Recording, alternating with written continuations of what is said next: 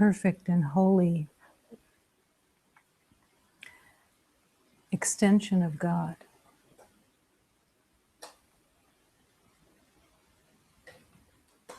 To accept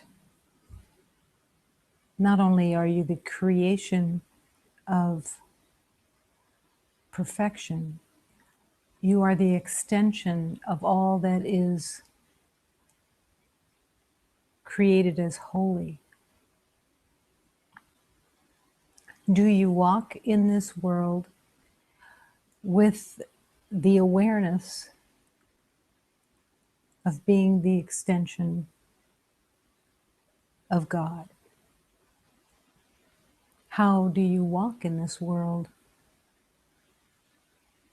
and offer that love to all humanity? There must be a communication that gives to you your mission of the day. There is a place where the love that God creates is there to communicate with you, to give you the gift of being able to serve every beloved. When you ask the question in that communication, how can I serve love today? And who am I called to serve? There can come with that question, there can come an answer where you learn to see what each beloved is asking for. And you answer that asking.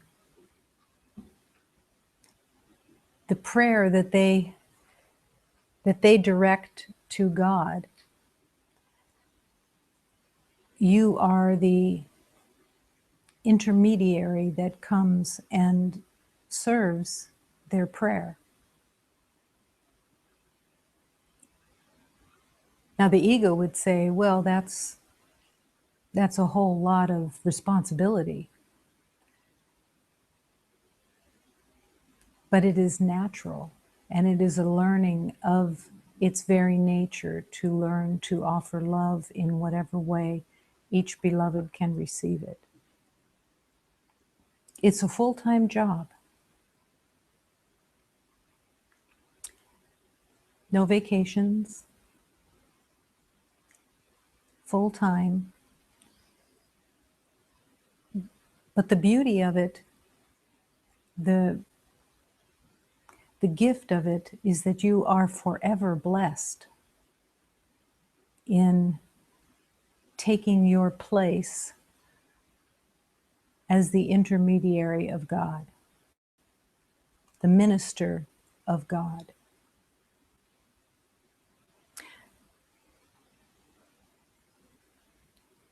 Look for the reaction from within that says, "Oh no, that's too much," or "That's too serious," or "No, I have other things I still like to play with." But God keeps calling, because the healing that every beloved enters into is not a healing of just a personal identity. It's the healing of humanity and being of the service to all of humanity with your heart, with your compassion, with your willingness to hear what is most helpful. How can I serve in this moment? Becomes the gift of your incarnation.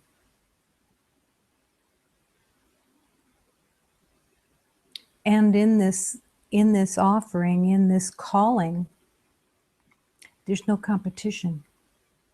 There's no one that you're competing with to be a better minister. You are here in the quiet,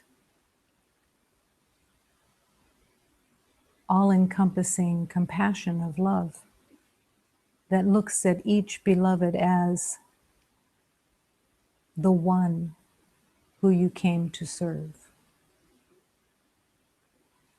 What happens to all the personal relationships within that service is that it completely transforms all personal relationships into relationships that are being turned into holy relationships, rather than I like this or I like that, but you become the servant of love. And what a blessed place that is. There is no greater service. Nothing can match it when you offer love,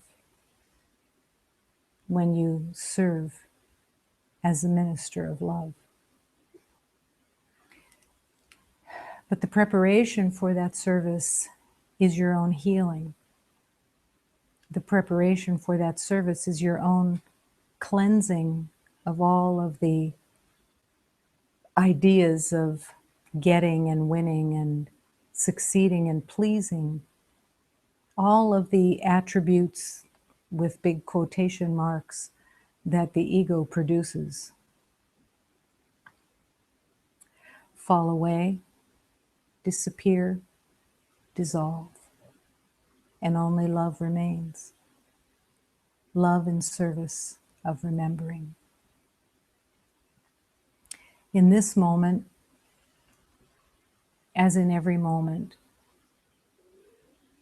your mind can serve the truth of love and your heart can serve the truth of love. And together, the mind and the heart come forward and serve love. The gift of all lifetimes. All walking through every lifetime in reincarnation again and again to this moment where love can be offered. Find the willingness within to surrender all relationships that are personal, that have been held as personal, and let them become the true gift that you can offer to every beloved. Their heart opening, their mind healing, to remember the truth of oneness. Moment to moment, affirming that this universe is all love, that this sanctuary is filled with love because all love is all that there is, and wanting nothing else, being interested in nothing else. Love is brought into manifestation to heal for every beloved. Affirming in this moment that there is only one love, one life force, and it is the life force of God. Being willing to take that life force and transform each beloved's heart through the compassion of your heart. God's minister of love. In this moment, the willingness to bring all beloveds that you have known into the truth of love, forgiving all beliefs that they were anything but the complete expression of God's creation. Willing to live for them in the truth of love itself.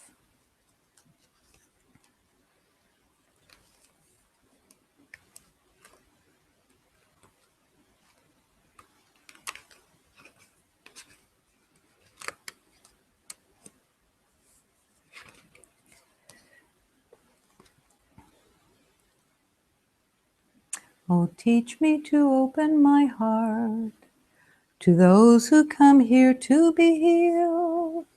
Teach me to open my heart to this love, to heal all this pain of this world. We have strayed from the love of our Father and wandered in pain since our birth. It was Jesus who came here to save us all, to release all this pain here on earth.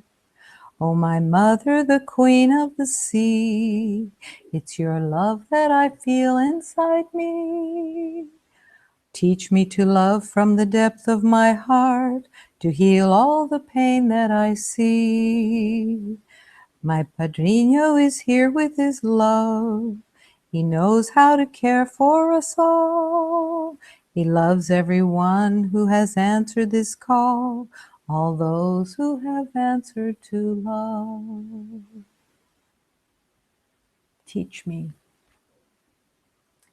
Teach me to open my heart and teach me to heal all those who are living in pain, even under the guise of a personality, under the guise of knowing, of being in control of the world.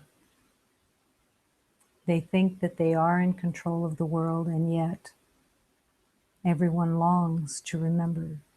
Their soul longs to remember. And you can answer that call. Teach me to open my heart to this love and heal all this pain in this world. Never, when someone incarnates, unless they incarnate already awake, no one believes that they can be the one who brings healing to others. That's left to others. But it's actually each beloved who is the recipient of healing to continue that offering to all those that walk with them. And what a blessing and what a gift it is to be able to answer that call and be in that honesty of truth. My mother, I ask that you hear me. I ask for the reality of truth. I don't ask just for myself. I ask for all beloveds. I ask to remember the truth of oneness with all beloveds. And I ask that the truth of forgiveness become manifested within this world.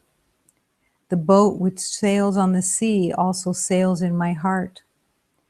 I answer to the call of love itself and bring healing to all those that I touch. As we say yes, I ask that you hear me. Meu Pai, peço que vos me ouça, para eu pedir o perdão.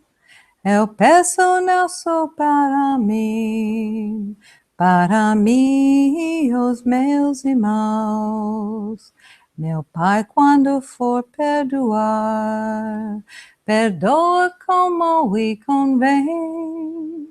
Eu peço que vos nos perdoe, como perdoou em Belém. A barca que corre no mar, corre no meu coração. Aquele que aqui batiza, batizou no Rio de Jordão.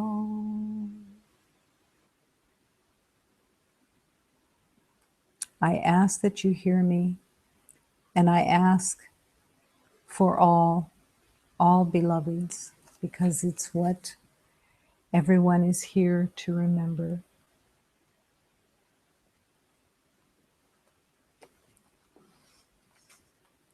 The shield that you hold,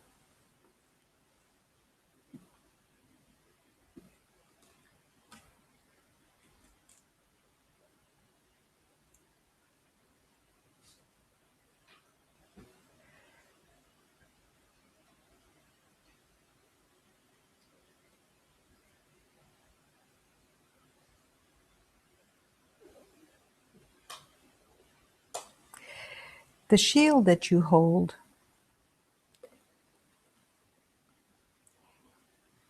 maybe that's a surprise. Do I hold a shield? What is the shield that I hold? Could be the question of this Hafiz teaching. There is a shield you may still hold because of so many battles. I guess another conflict could begin any moment, so maybe lugging it about could be of some use, or is it just an undermining habit? Does it not get heavy, so much so that sometimes you carry it on your head at noon? And then do wonder with your insecurities so intact about casting darkness as fear can cast shadows? Even if the sun is out, if the sun is out, if God is really all around in the middle of a beautiful day or night, yes, how amazing that a small umbrella or an illusion held over your head or clung to can hide the stupendous fact of perfect light. The shield that you hold. Who is the shield for? What is it for?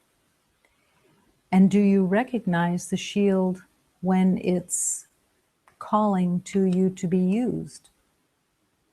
Because that becomes the relationship.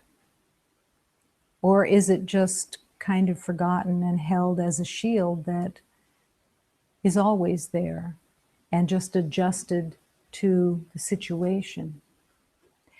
All of love is calling each beloved to let go of the shield. But if you don't know that there's a shield, how do you surrender the shield? It would be very lovely if the ego would just be more honest, but that's not going to be happening anytime soon. So there's not an honesty that comes from the identity that you've made.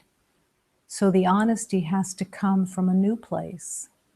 The honesty has to come from a willingness and a recognition of what are you here to offer.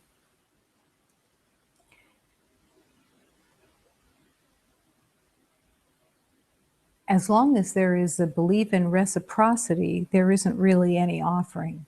So that is the first place that has to really be brought to the light. How many times within a relationship do you look for reciprocity? Do you look for a feedback, a get back, an equal distribution? That in and of itself will drive you crazy because it's already crazy. So when you join with it, it's a sure formula for craziness. The craziness of having expectations that are no different than the expectations that you had in the life before being called spiritually or in past lives.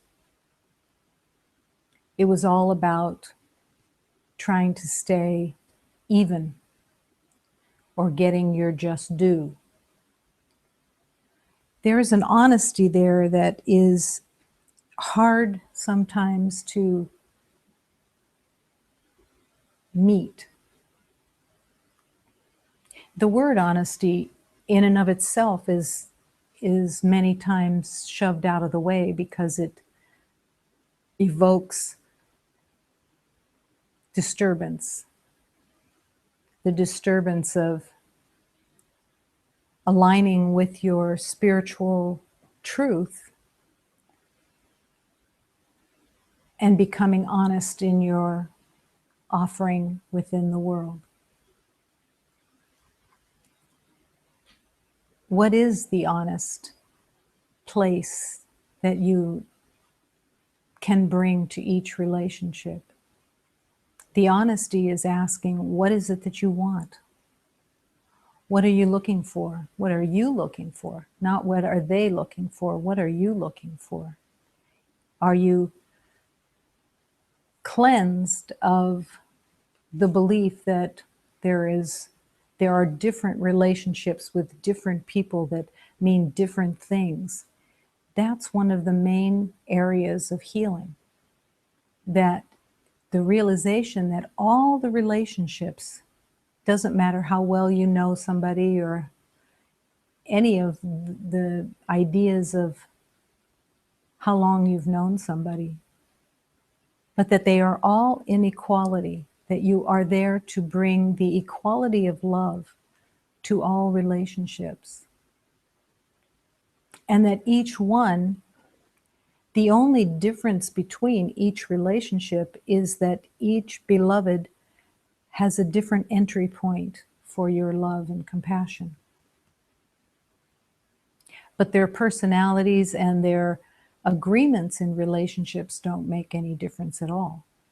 Those are all made up. So as the spiritual creator and the spiritual representative of God, because of your own remembering, how do you approach each relationship to bring healing to that beloved? Or do you maybe shove that aside? Well, I'm not spiritual right now. I'm just being with a friend who I've known for a long time, and they're not that way, so I'll join them instead. But there is this exquisite place where they see their friend, they see someone that they've known for a long time, and they're not recognizing that you are there offering love and truth, and that ever so gently, you don't carry the same personality that you used to. You don't carry the same role that you used to carry. It's like meeting a friend that you were in grade school with, and they still expect the 8th grader to show up or the 6th grader to show up. And you're no longer that identity, not just because you're no longer that age, but because you have healed the past from all of the ideas of who you thought you were, and you've opened to the magnificence of your true nature, which is the creation of God. And you become that messenger of love to that beloved that you went to school with in 6th grade.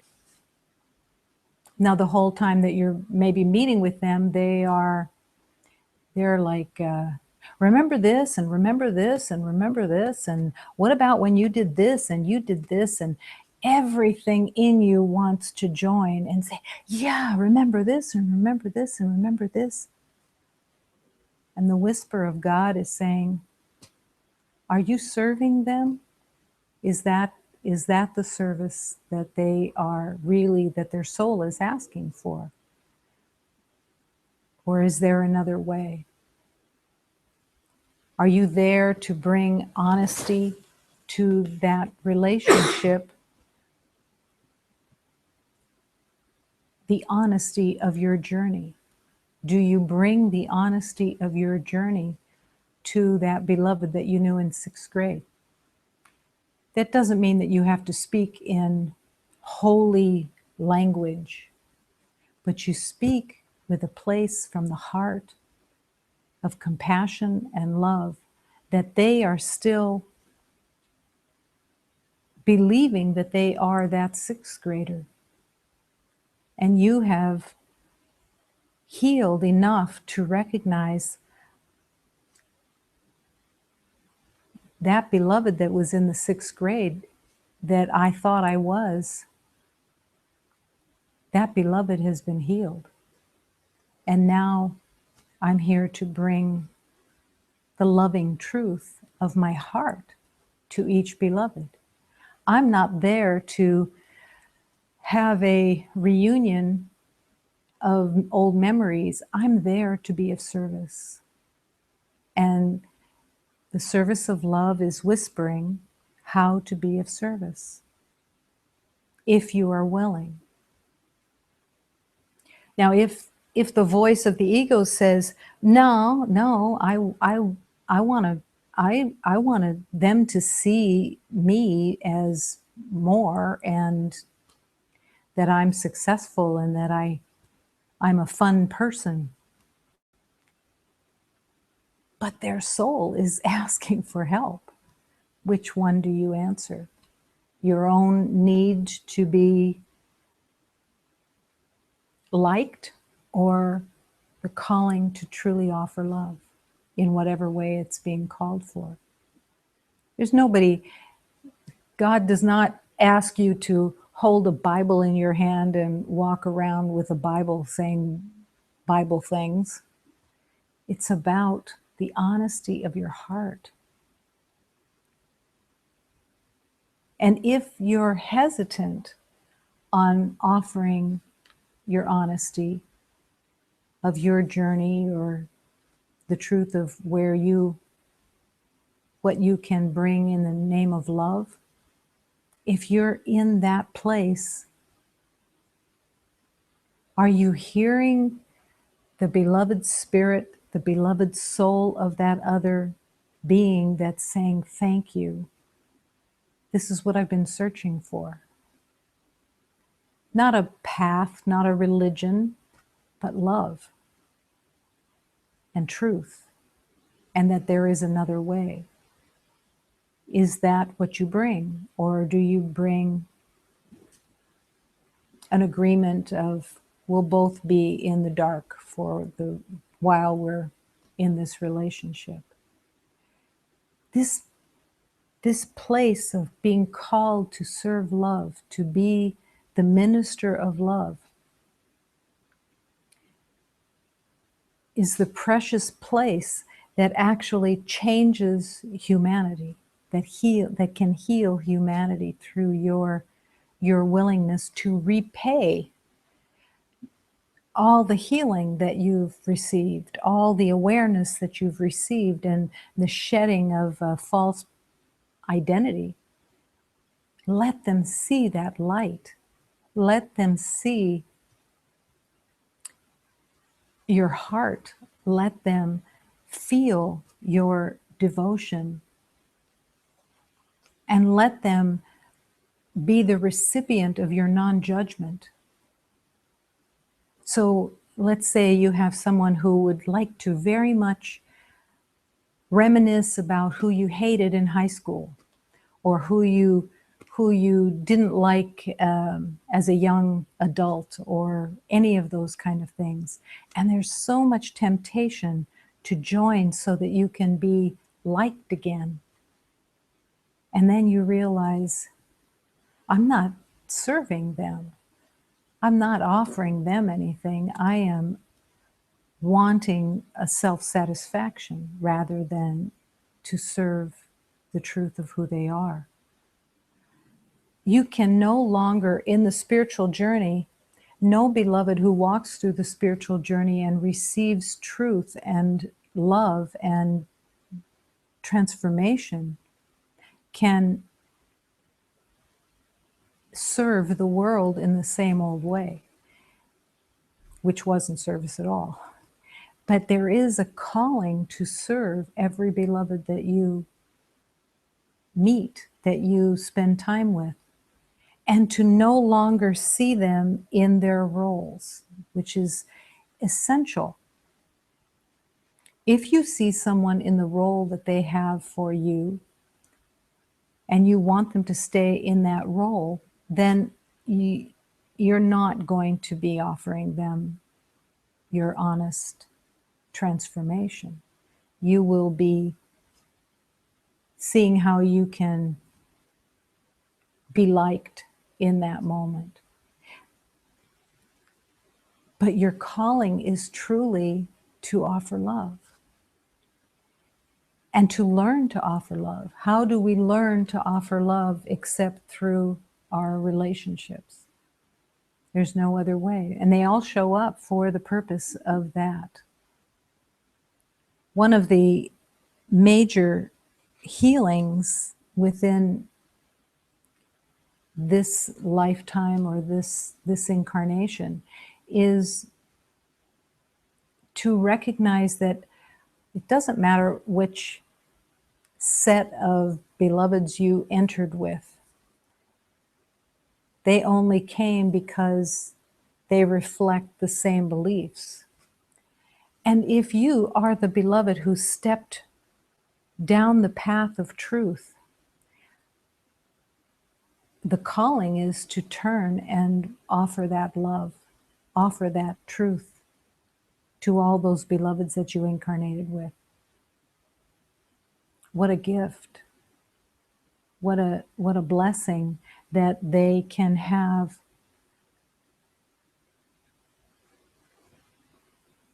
your offering of miracles to them instead of holding them in the same place that you had an agreement with. There is no one that you knew in the past that does not deserve or is not called for you to serve them. Even if it's just as a thought, even if you never meet them again in the physical plane, you hold them as the truth of who they truly are instead of the identity that they carried in the past. And in many times, what that does is it becomes your own healing. Because when you have to look at the relationship that you held and made out of the ego and the agreements that you had with those beloveds, you get to heal more deeply too, in the honesty of love. And hopefully, in those encounters, you see more clearly what is holding you hostage still within the relationships of the past. Air is all this healing. How is it, this is a place of honesty, how is it that you adjust your person to meet others?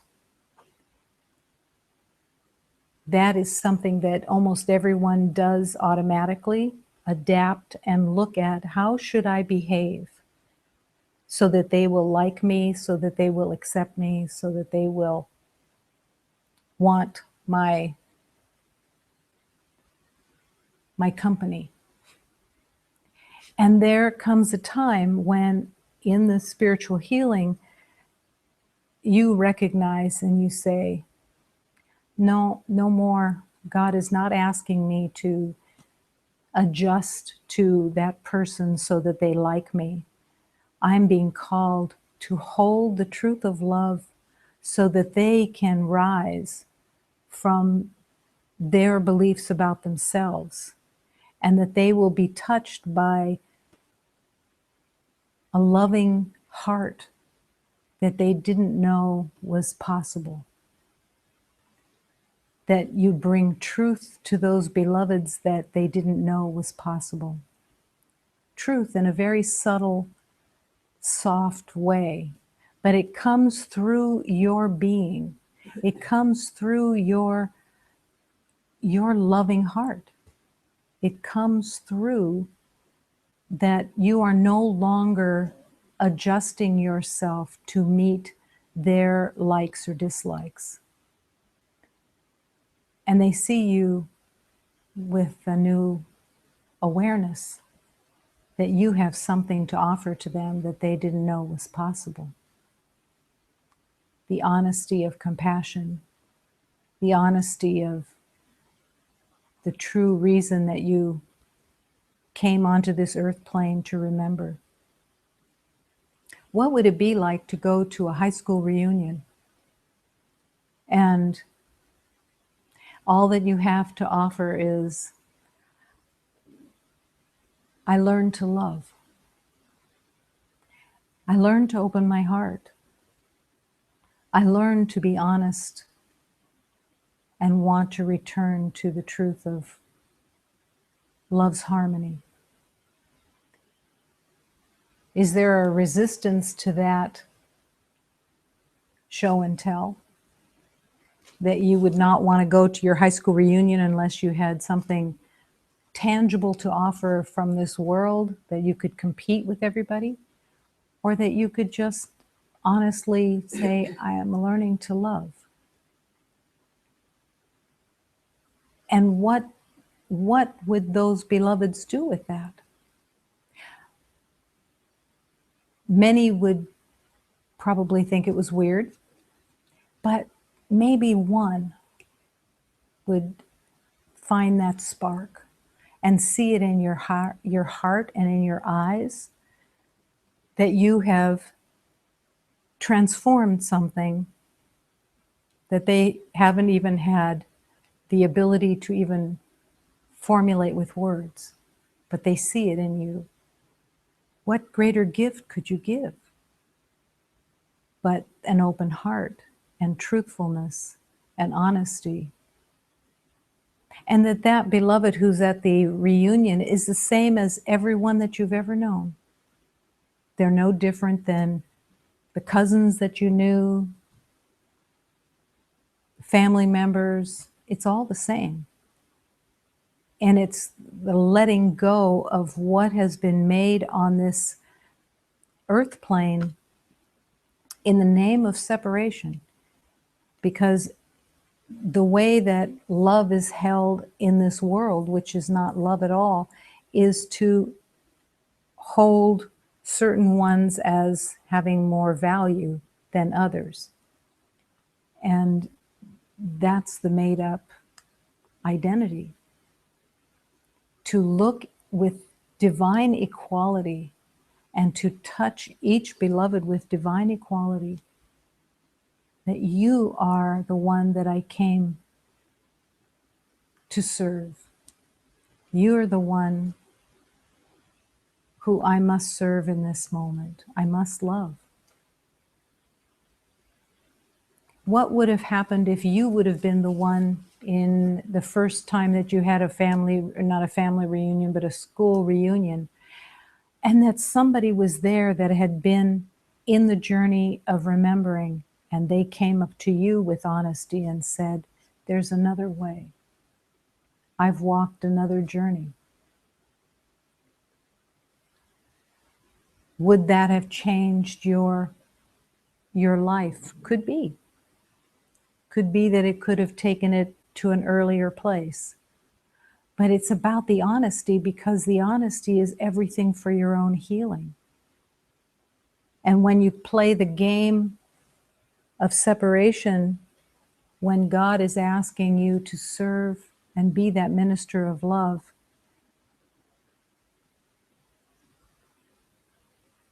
look at the reason why you think you're not up to the task.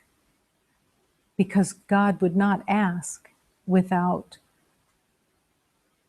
a reasonable sureness that you are ready, that you are ready to offer love. And that is the beloved who you are called to offer love to. There is a shield you may still hold because of so many battles. Is there a shield? Is there a shield that holds certain relationships as more valuable than others? That's a shield. Because it's saying, I can't love equally. I can't love with all of my being. I only have so much, so I'm going to narrow it down to the ones that I think are more important. But it isn't even love. It's a shield. It's a shield of, I'm going to stay as the person that you want me to be rather than the truth that God calls me to.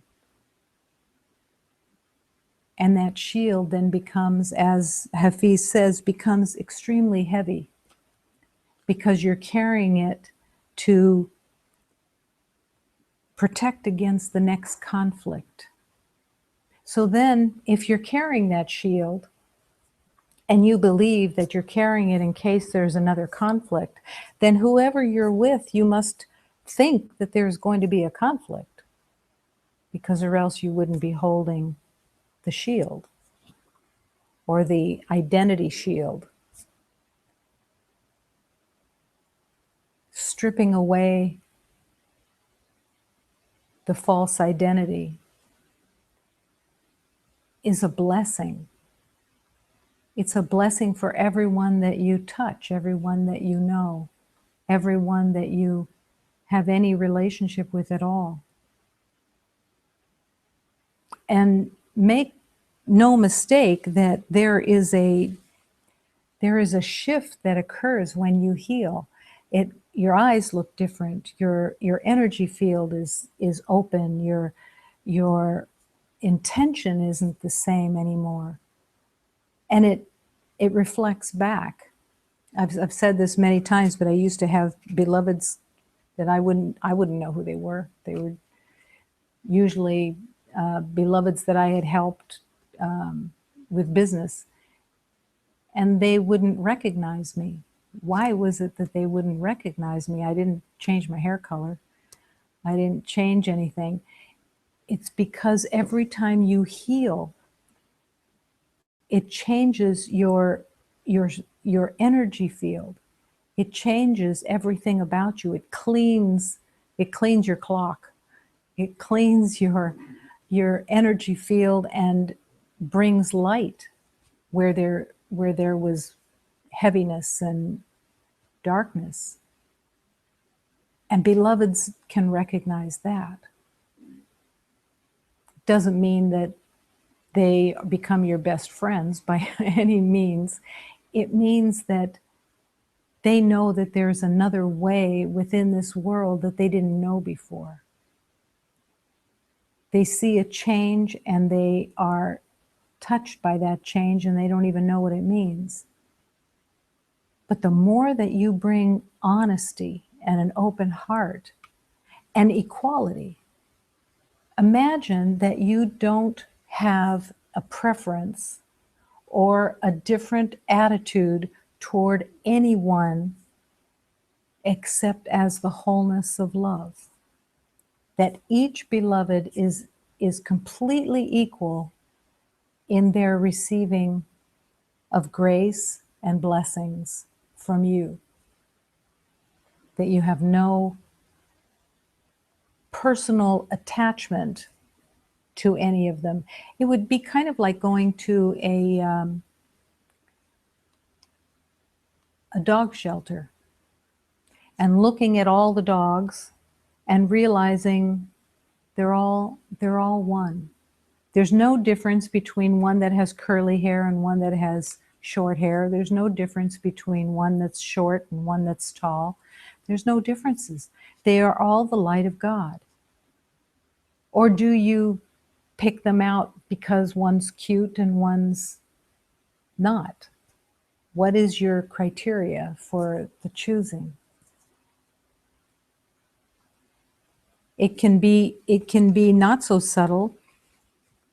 When I was called actually to adopt a dog, a beloved who came in the form of a dog, there was no cuteness. There was a calling to serve that beloved.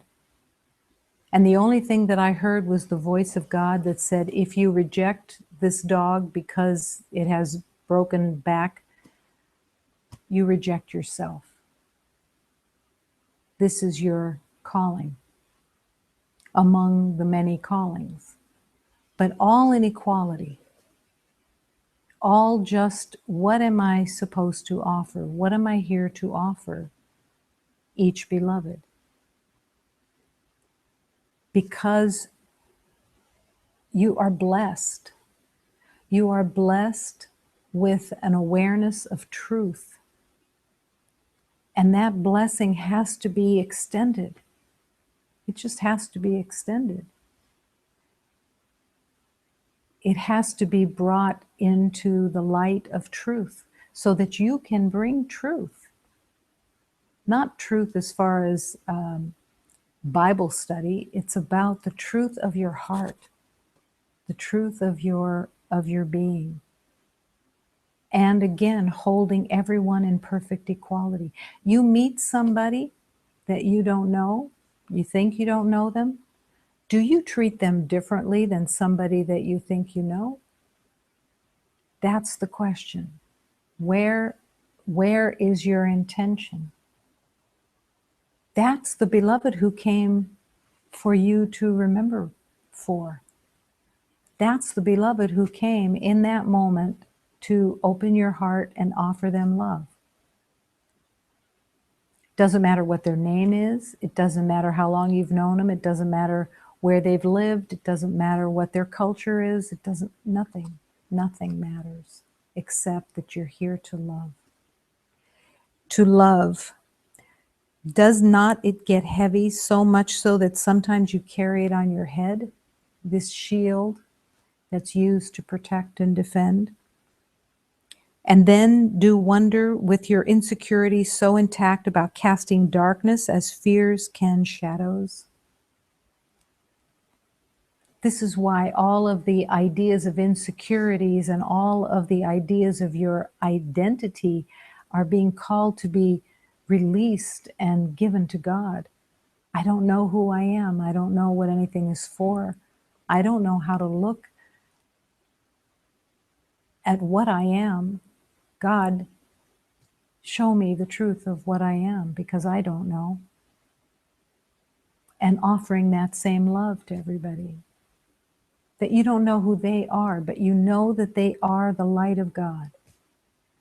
And that's all that's necessary, is that your eyes shine your heart's love into their eyes, into their heart, and that they meet an honest beloved. A beloved who doesn't play games and who doesn't have special relationships that are held off to the side. Let yourself be healed so that you can serve that love. It's such a blessed, blessed opportunity. And it's like winning the lottery. To be so close to remembering and to recognize that this is what you came in this incarnation for. How could you not want to offer that same love to every beloved? Because you're so happy to be so close to remembering. And you have so much already that has been transformed and opened. And to want to offer that same love to whoever it is that you're walking with. No longer willing to play the game of the world's agreements, the world's roles, all of it. And then do wonder with your insecurity so intact about casting darkness as fears can shadows. Even if the sun is out, if God is really all around in the middle of a beautiful day or night, which of course God is all around in the middle of a beautiful day or night. How amazing that small umbrella or an illusion held over your head or clung to can hide the stupendous fact of your incredible light. So when you hold the shield or you hold that umbrella up to protect yourself and to stay in a personality or an identity, you're hiding your light. The light isn't shining because either you're trying to hide the light or you don't maybe believe that the response to the light will be what you want. But all of humanity is looking for that honesty, that light, that sparking eyes of love that you carry, and the opportunity to keep offering that love. And then when you ask the question, What would you have me do, dear God? And who would you have me serve? Where would you have me go? Are those questions that are in your heart to be the helpfulness so that it steers you in the right direction? To really listen to the voice of love because you're asking, where would you have me go? Now, nobody's going to ask that question if you don't want the answer, because the answer may be not what you want to hear. But truthfully, in the truth of love, it's always going to be for the highest good. Always. Where would you have me go? And who would you have me help? And what would you have me say? Show me the way to be the servant of love. In the teaching from Jesus, there are two teachings that are together. One is, I am among the ministers of God, and the other one is, in my defenselessness, my safety lies. Why are those two together? Because it is actually in your defenselessness that you can acknowledge that you are the minister of God. And the minister of God is delivering a message, delivering a truth. Not making up a truth, not making up a identity or anything else, just delivering the message of God. And in that same place of that delivery of that truth is the recognition that it's only in my defenselessness that I am truly at peace. It's where my safety lies, in being undefended. So that each beloved that you approach from that place of being undefended, open, available, you find yourself recognizing that that's where your safety is, to open your heart. It's not the opposite. The ego believes that the more you close your heart, the safer you are. And this is completely upside down. When you open your heart, and in the honesty of your heart being open, that's where you feel completely in the safety of God's light, in the safety of God's love. Truly being willing. What would you have me say, and to whom? What if you asked that question before each meeting with each beloved? What would you have me say, and how would you have me say it? Where does the social correctness go? Goes out the window. And all the relationships that were held as different or special, they all open up and they become one with all relationships. You've set them free, at least that far. But bring them the honesty, bring them the truth of your love. Bring them your gratitude for what you have learned in this lifetime and how you've already opened so deeply. Let them have a taste of your gratitude, and they may open their hearts through your gratitude. If they are available to see it, and if you are available to offer it. I used to, when I would go to work on Mondays after spending a weekend in meditation or learning, and people that I was working with would say, "How was your weekend?" My answer always was, "It was perfect. It was absolutely perfect, but not, I'm sure, like yours." Because it was always perfect, and it was always intense, and it was always a healing. Did those beloveds transform? Yes, they did. They transformed at least that much, but it was the offering of love.